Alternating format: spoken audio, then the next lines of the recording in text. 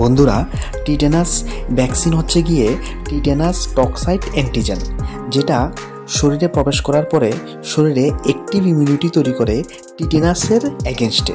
আর tetanus হচ্ছে গিয়ে একটা ব্যাকটেরিয়াল ইনফেকশান, যেটা শরীরের নার্ভকে এফেক্ট করে, আর যেটার ফলে অসংখ্য ব্যথা উৎপন্ন হয় শরীরে, আর ইভেন মানুষের ডেথ পর্যন্ত হয়ে যায়। আর এটার কোনো কিউরও নেই একমাত্র টিটেনাস ভ্যাকসিন ছাড়া। তাই মনে রাখবেন, টিটেনাস ভ্যাকসিনের কোনো অল্টারনেটিভ হয় না।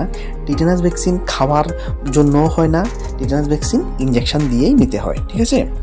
আর মনে রাখবেন বন্ধুরা, অ্যাবাভ 6 উইকস অফ এজ, মানে 6 সপ্তাহ থেকে বেশি এজের থেকে শুরু করে অল এজ গ্রুপ কিন্তু টিটেনাস ভ্যাকসিন নিতে পারে।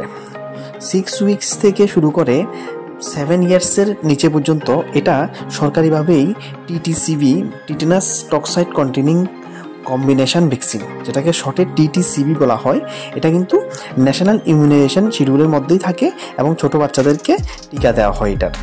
তারপরে 7 ইয়ার্সের পরে 10 ইয়ার্সে বুস্টার ডোজ পায় টিডি ভ্যাকসিন বলে, যেটাকে টিডি ভ্যাকসিন বলা হয়।